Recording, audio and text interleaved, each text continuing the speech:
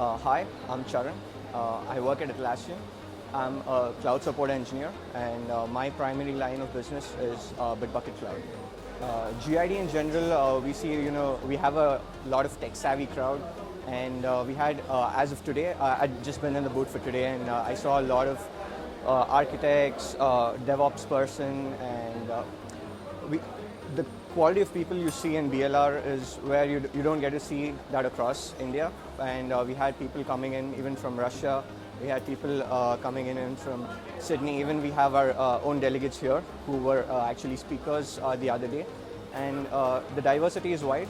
And and given that the diversity is wide, even the culture they bring into the table, and also in terms of technologies they have been using, it's good to sense such wide technical background that we see here.